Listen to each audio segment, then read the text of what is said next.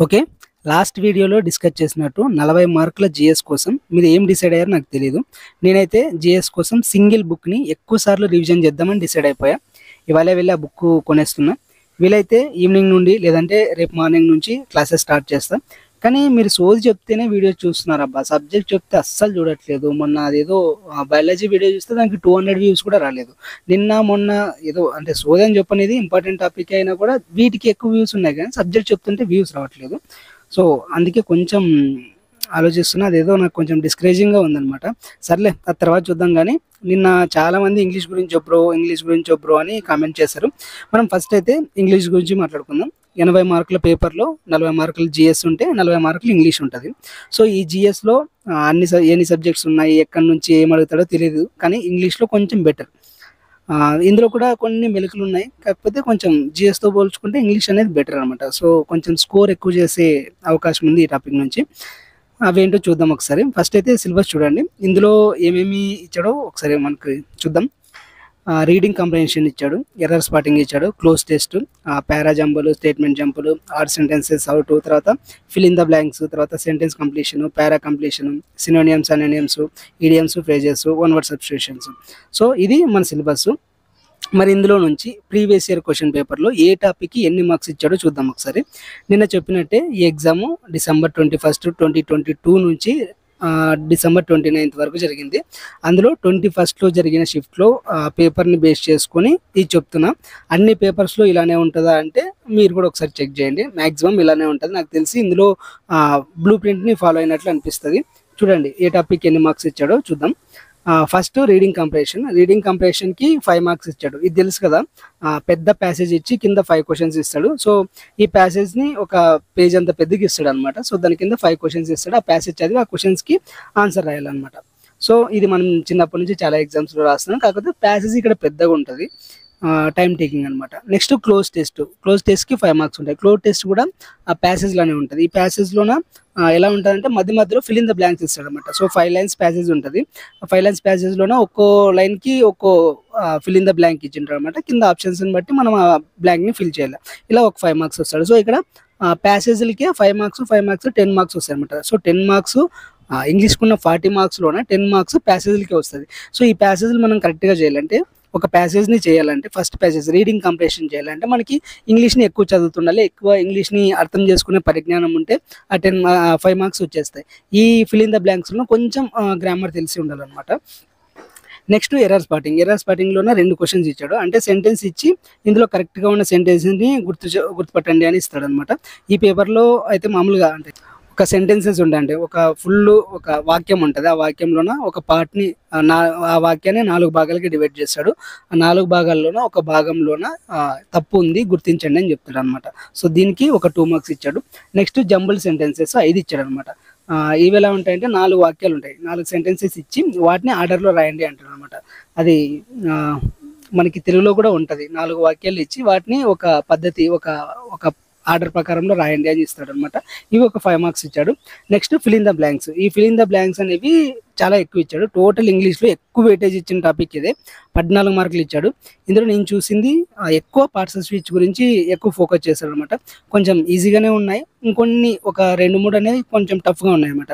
So, కొంచెం grammar తెలిస్తే కొంచెం అంటే బేసిక్ గ్రామర్ ఒక 10థ్ క్లాస్ గ్రామర్ తెలిసినా కూడా ఈజీగా పెట్టేయొచ్చనమాట.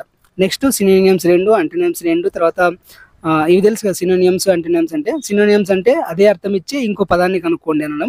యాంటోనియమ్స్ అంటే ఆ పదానికి వ్యతిరేక అర్థం వచ్చి ఇంకో పదాన్ని కనుక్కోండి అని అర్థం. సో, ఇవి మొత్తం 4 మార్కులకి ఇచ్చాడు. ఇంకా ఐడియమ్స్ అంటే జాతీయాలు, సామెతలు అంటారు కదా! సో, అవన్నమాట. అవి ఒక సామెత చెప్తే దానికి తగ్గ ఎక్స్‌ప్లనేషన్ కింద ఫైండ్ ఔట్ చేయాలన్నమాట. అంటే దాని అర్థాన్ని చెప్పాలన్నమాట. ఇవి 3 మార్క్స్‌కి ఇచ్చాడు. ఇంకా వన్ వర్డ్ సబ్స్టిట్యూషన్ ఉంటది. వన్ వర్డ్ సబ్స్టిట్యూషన్‌కి 2 మార్క్స్ ఇచ్చాడు. అంటే ఒక సెంటెన్సెస్ ఇస్తాడు. ఆ సెంటెన్సెస్‌కి తగ్గ వాక్యాన్ని గుర్తించండి అంటారు. ఎగ్జాంపుల్‌గా ఇదే పేపర్‌లోన ఒక క్వెషన్ అడిగాడు. అదేంటంటే స్టడీ ఆఫ్ ప్లాంట్స్‌ని అంటే మొక్కల గురించి అధ్యయనం చేసే శాస్త్రాన్ని ఏమంటారు? మన తెలుగులో అయితే వృక్ష శాస్త్రం అంటారు. ఇంగ్లీష్‌లో అయితే బాటనీ అంటారు. సో, బాటనీ అని ఇవ్వాలన్నమాట. అట్లా పైన ఒక వాక్యం ఇస్తాడు. కింద ఆ వాక్యానికి సరిపోయే ఒక పదాన్ని మనం ఎంచుకోవాలన్నమాట. సో, అది 2 మార్కులకి ఇచ్చాడు. సో, మొత్తంగా 40 క్వెషన్స్ 40 మార్కులు. ఇప్పుడు ఈ 40 క్వశ్చన్స్ 40 మార్క్స్ తెచ్చుకోవాలంటే మనం ఏం చేయాలి? ఉన్న 40 మార్క్స్‌లో గ్రామర్ పార్ట్ ఎంతైతే ఉందో వొకాబులరీ పార్ట్ కూడా అంతే ఉంది. మనం గ్రామర్‌ని 6th క్లాస్ నుంచి డిగ్రీ ఫస్ట్ ఇయర్ వరకు నేర్చుకుంటూనే ఉన్నాం. ఎగ్జామ్‌లో కూడా చాలా సార్లు రాసాం. ఇప్పుడు కొత్తగా ఆ రూల్స్, ఆ ఫార్ములాస్ నేర్చుకోకపోయినా మనకు ఉన్న కాస్త ఇంగ్లీష్ పరిజ్ఞానం వల్ల ఆ గ్రామర్ పార్ట్‌ని కనీసం 50% ఇప్పటికిప్పుడు పెట్టినా కూడా 50% అయితే ఖచ్చితంగా చేయగలము. మిగతా 50% కొంచెం గ్రామర్ పార్ట్ తికమకగా ఉంటదనమాట. సో, దాన్ని చేయలేము. అలా అని ఇప్పుడు కూర్చొని వర్కో 300 రూల్స్, టెన్సెస్‌కో 400 రూల్స్ అన్నీ బట్టి పెట్టేయలేం కదా! సో, ఇప్పుడంత డెప్త్‌గా కూడా అడగట్లేదు. సో, ఫిల్ ఇన్ ద బ్లాంక్స్‌లో 90% పార్ట్స్ ఆఫ్ స్పీచ్ మీదే అడిగాడు. ఇంకా పార్ట్స్ ఆఫ్ స్పీచ్‌ని గట్టిగా పట్టుకోండి. అక్కడ 10 మార్క్స్ ఈజీగా కవర్ అవుతాయి. ఇంకో 10 మార్క్స్‌కి మనం ప్యాసేజెస్ ఉంటాయి. వీటిలో క్లోజ్ టెస్ట్‌కి గ్రామర్ అవసరం. అది కూడా బేసిక్ గ్రామరే అవసరము. ఇంకా ఈ కాంప్రిహెన్షన్ ఉంది కదా! ఆ కాంప్రిహెన్షన్ అనేది కొంచెం ఎక్కువ ఇంగ్లీష్ చదువుతూ ఉండి, ఇంగ్లీష్ అర్థం చేసుకుంటుంటే అది కూడా ఈజీ అవుతుందండి. కొంచెం మీరు ఎక్కువ చదవడం ప్రాక్టీస్ చేయండి. ఇంగ్లీష్‌ని ఎక్కువ చదవడం ప్రాక్టీస్ చేశారనుకోండి, ఆటోమేటిక్‌గా మీకు అర్థమైపోతదనమాట. సో, అక్కడ 5 మార్క్స్ ఈజీగానే మీ చేతిలోనే ఉంటాయి. క్లోజ్ టెస్ట్ కూడా అంత టఫ్‌గా ఏమి ఉండదు. సో, ఈ పేపర్‌లో కొంచెం ఏమన్నా తగ్గించి అంటే ఈజీగా ఇచ్చిండొచ్చు గానీ, వేరే దాంట్లో కూడా గ్రామర్ తెలిస్తే ఈజీగానే పెట్టొచ్చండి. గ్రామర్ అంటే బేసిక్ గ్రామరే. 10th క్లాస్ గ్రామరే. ఇప్పుడు 10th వరకు చదివిన గ్రామరే మనం ఇంటర్ 2 ఇయర్స్ చదువుతాం. ఓ పని చేయండి, ఇంటర్ 2 ఇయర్స్‌లో గ్రామర్ ఉంటది కదా! అది ఇంత తెలిస్తే ఇది ఈజీగా వచ్చేస్తదండి. ఇంటర్ ఫస్ట్ ఇయర్ గానీ, ఇంటర్ ఫస్ట్ ఇయర్‌లోనే మనకి గ్రామర్ పార్ట్ ఎక్కువుంటది. So, inter first year grammar part తెలిస్తే ఇది ఈజీగా పెట్టేయొచ్చు. So, inter first year books తీసుకోండి. ఆ గ్రామర్ పార్ట్‌ని మళ్ళా ఒకసారి రివిజన్ చేయండి. ఈజీగా అయిపోతది. ఇంకా నెక్స్ట్ సినోనియమ్స్, యాంటోనిమ్స్, ఐడియమ్స్, ఫ్రేజెస్ ఇవన్నీ కలిపి 10 మార్క్స్‌కుంటాయి.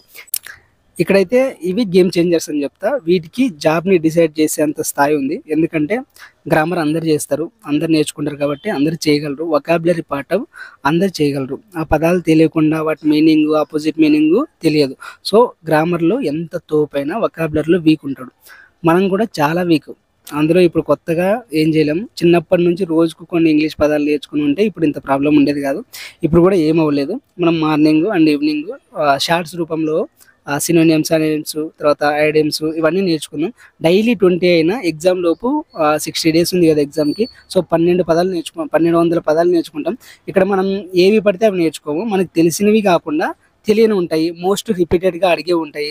సో, ఎగ్జామ్‌లో అడగడానికి ఛాన్స్ ఉండేవి ఉంటాయి. వీటన్నిటిని నేర్చుకుందాం. అలా ఎలా తెలుస్తుంది మనకి అంటే, మనకి ఎగ్జామ్ కండక్ట్ చేసేది టీసీఎస్ వాళ్ళు. సో, ఆ టీసీఎస్ వాళ్ళే ఇన్నాళ్ళు ఎస్ఎస్‌సి ఎగ్జామ్స్‌ని కండక్ట్ చేశారనమాట. సో, మనం ఎస్ఎస్‌సి ప్రీవియస్ పేపర్స్‌ని రిపీటెడ్‌గా వచ్చిన ప్రతి సినోనియమ్స్‌ని, యాంటోనియమ్స్‌ని, ఐడియమ్స్‌ని వీటిని డిస్కస్ చేస్తాం. వీటిని నేర్చుకుందాం. అలా వొకాబులరీ పార్ట్ కంప్లీట్ అయిపోతది. సో, ఏంటి బ్రో మళ్ళా చిన్న పిల్లల్లాగా డైలీ 20 వర్డ్స్ అంటున్నావు, అంతకంటే ఎక్కువ నేర్చుకోవచ్చు కదా! అంటే ఇప్పుడు అంటాము, తర్వాత గుర్తుండవవి. సో, చిన్న చిన్నగా అడుగులు వేసుకుంటెళ్తే పెద్ద పెద్ద విజయాలొస్తాయని నేను నమ్ముతా. సో, రేపటి నుంచి షార్ట్స్ రూపంలో మార్నింగ్ 7కి, ఈవినింగ్ 7కి వొకాబులరీ పార్ట్ పెడతా. ఇంకా గ్రామర్ పార్ట్‌కొస్తే తప్పదు. ఒకసారి ఏదో ఒక బుక్‌ని ఫాలో అవ్వాలి. గ్రామర్‌ని మళ్ళీ నేర్చుకోవాలి. పర్టిక్యులర్‌గా ఒక్క బుక్ అని ఏది ఉండదు. సో, నేను చెప్పినట్టు ఇంటర్ ఫస్ట్ ఇయర్ బుక్ ఉంటది కదా! ఇంటర్ ఫస్ట్ ఇయర్ గ్రామర్ పార్ట్‌ని ఆ పిల్లలతో అడిగైనా సరే ఇప్పించుకోండి. సో, ఖచ్చితంగా inter first year grammar part వస్తే ఇది ఈజీగా చేయగలరు. ఇంకా బేసిక్స్ ఎక్స్‌ప్లెయిన్ చేసే బుక్కు ఏదైనా కూడా సరిపోతదండి. నేను చెప్పినట్లు ఇంటర్ ఫస్ట్ ఇయర్ బుక్ తీసుకోండి. ఇంకా డిసైడింగ్ ఫ్యాక్టర్ అయితే వొకాబులరీనే. సో, వొకాబులరీని ఈక్వల్‌గా చదవండి. నేనైతే గ్రామర్ పార్ట్‌ని ఎక్స్‌ప్లెయిన్ చేయగలను. కాకపోతే సబ్జెక్ట్ చెప్తే ఎవ్వరు చూడట్లేదండి. లాస్ట్ 3 డేస్ నుంచి ఛానల్ రీచ్ బాగుంది. మళ్ళీ సబ్జెక్ట్ చెప్తే వ్యూస్ డ్రాప్ అవుతాయని కొంచెం ఆలోచిస్తున్నా. బట్ నేనైతే ఎక్స్‌ప్లెయిన్ చేస్తా. ఎందుకంటే నాకు ప్రాక్టీస్ కావాలి. సో, గ్రామర్‌కి మంచి బుక్ తీసుకొని రోజుకొక టాపిక్ లాగా ఎక్స్‌ప్లెయిన్ చేసుకుందాం. వొకాబులరీ అయితే డైలీ 20 వర్డ్స్ ఖచ్చితంగా నేర్చుకుందాం. అంతకు మించి ఇంగ్లీష్ స్ట్రాటజీ ఏమి లేదు. సంథింగ్ ఏదో కంప్లీట్ అవ్వట్లేదు అనిపిస్తుంది కదా! అలానే ఉంటది. ఫస్ట్ అయితే స్టార్ట్ చేద్దాం. అన్నీ అయిపోగొట్టేద్దాం. మీరేమైనా సజెషన్స్ ఉంటే ఇవ్వండి. ఒక ఫ్రెండ్ లాగా డిస్కస్ చేద్దాం. ఓకే. Take care. టాటా.